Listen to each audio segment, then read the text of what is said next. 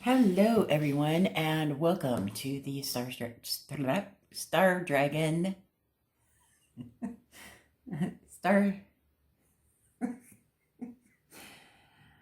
Welcome. Tongue tied today. Wow. Maybe I should have some more coffee. Start my day off the right way, right? Welcome to the Starseed Dragon channel. This is our new perspective for the day. Are you ready to exercise those beautiful intuitive muscles? We are using the Tarot of the Abyss today. I really love this deck. It has two bonus cards. It has two Three of Swords and two Ten of Swords cards. Very magical deck. And I really love the artistry in this deck. So let's get started. We have the Emperor, the Devil, Five of Swords, Eight of Swords, Page of Swords, and Four of Swords.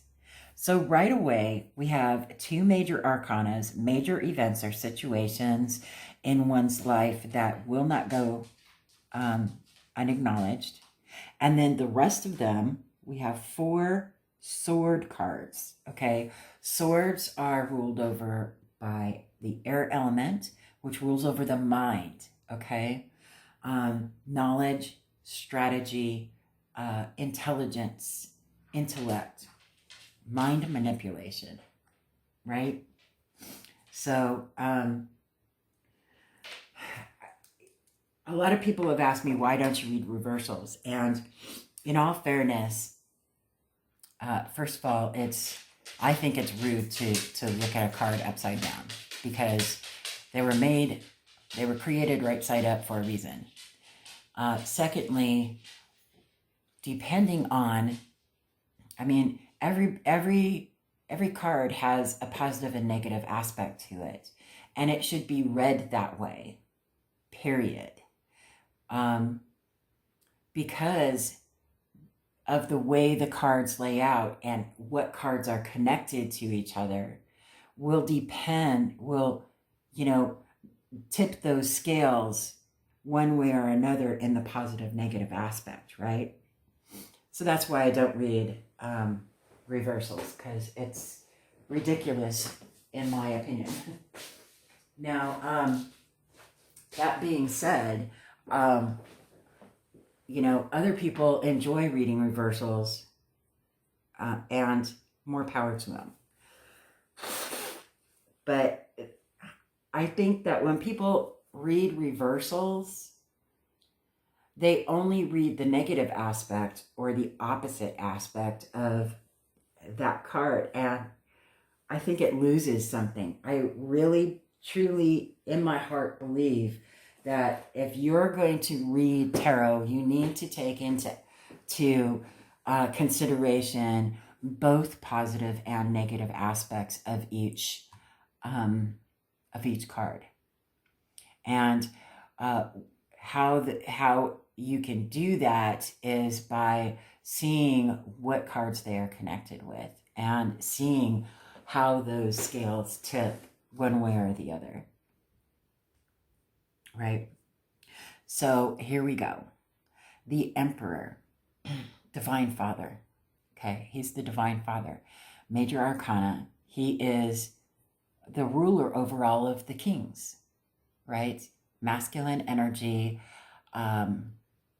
very knowledgeable.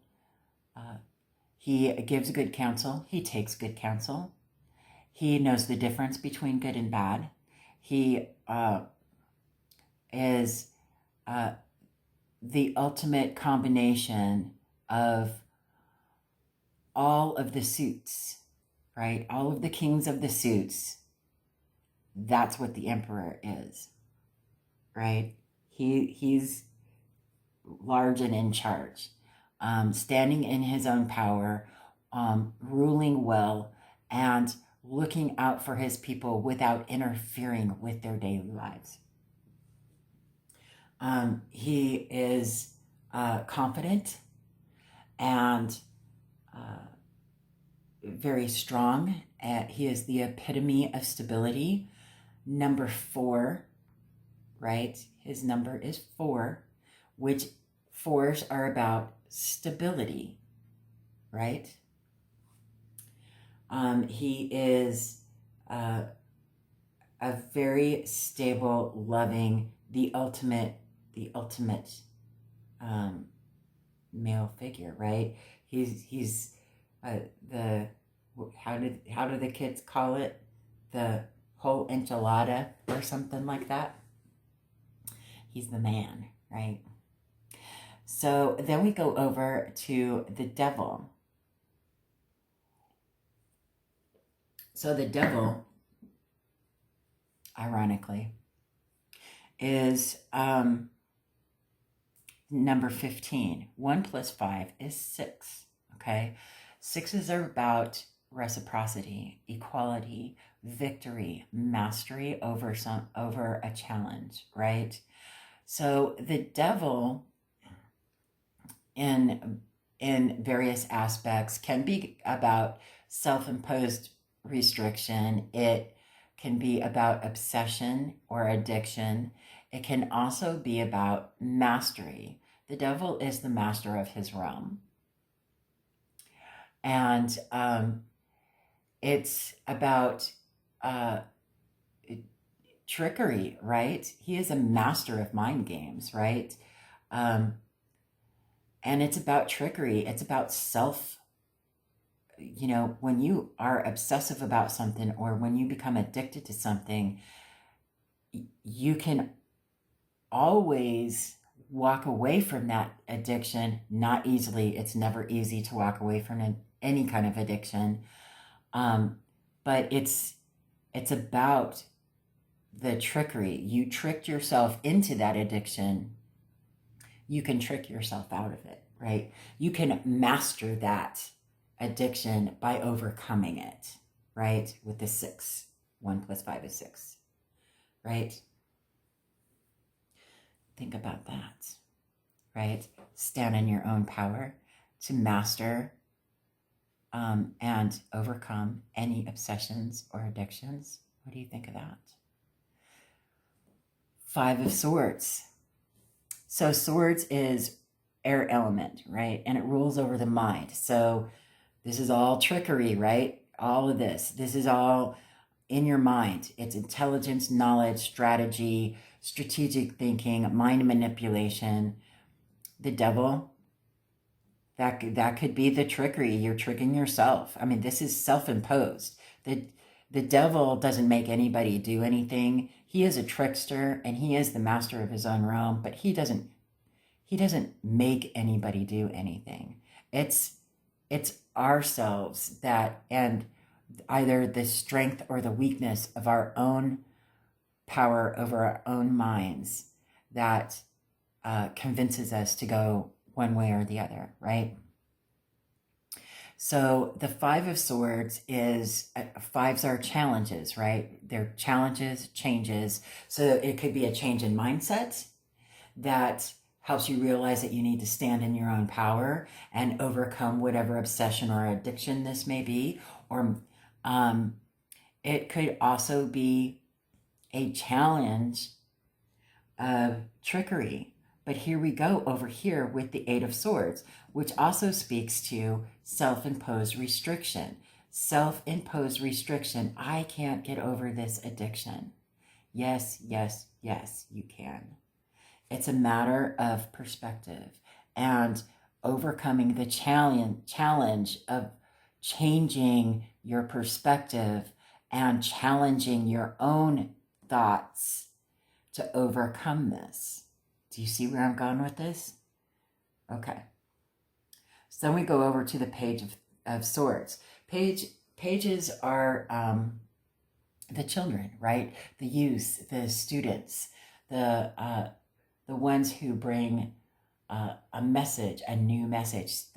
So the Page of Swords can be a messenger of a new truth, a messenger of an actual truth, a messenger of new information. It can it is also known as the spy master. It could be that someone is spying on you. But in this particular set of cards, I don't think that this is the spy master. I think this is a realization of a new truth that you can overcome this self-imposed restriction. And by you, I mean the imaginary person we're reading for, right? That you can overcome this self-imposed restriction and change your mindset to overcome whatever obsession or addiction this is and stand in your own power. Do you see how these are starting to come together like this? And then the Four of Swords. Fours are about stability, right? They're about building. There's the building number. You build the foundation with a 4. You have a firm, solid foundation. It's stability, right? So the Four of Swords comes after the Three of Swords, right? The big battle and the, stabbing of the heart and everything. So the after this big battle, you need to rest and recuperate and regenerate your mind and your heart. Now, air has nothing to do with emotions. This is about your mind thinking that your heart is broken, that there's something that you're just broken, right? And you have to mend that, because we can break our own hearts just by thinking it, right? And a lot of times you don't realize that in your youth until later on in life, when you're like, man, I can't believe that I let myself do that. I can't believe that, I talked myself into thinking that I was heartbroken over this person or that thing or whatever.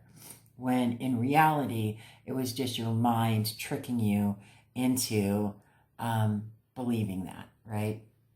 So you need to rest your head and your heart and mend yourself and become stable within yourself mentally in order to overcome the self-improved, in order to find this truth that you can overcome this self-imposed restriction. If you change your mindset, which is what this process is of resting and mending yourself and caring for yourself, you change your mindset to master and overcome, to master this truth and overcome this challenge of self-imposed restriction, addiction, obsession, right? And stand in your own power and be strong, right? It happens every day, and it is really, really hard. It's probably one of the hardest things anybody could ever have to go through, is overcoming any kind of addiction, right? So this is a very powerful set of cards today. Let's see what our oracles have to say about this. We have the making magic. Ooh, love charm. Attract a lover, soulmate, or life partner. Nice. So, in order to find love, though, you need to get over whatever it is here that is restricting you, that you are restricting yourself with, right? What does, we have the herbiary today? Yes, herbiary. Yeah, I think my bestiary is somewhere else. Okay. Cyclicity.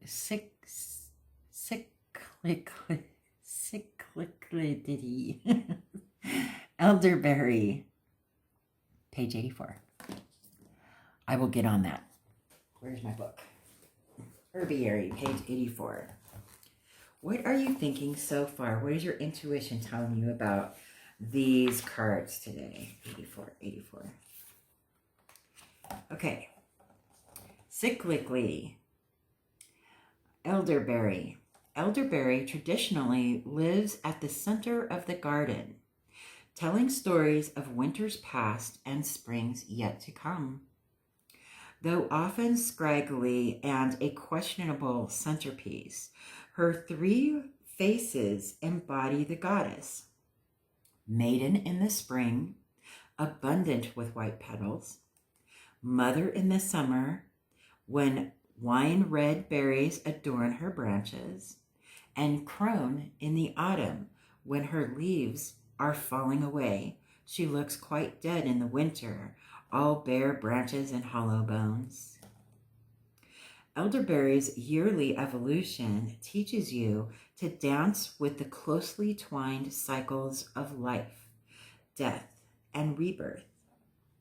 Wherever you are in your life, she reminds you that acceptance of life's cyclical,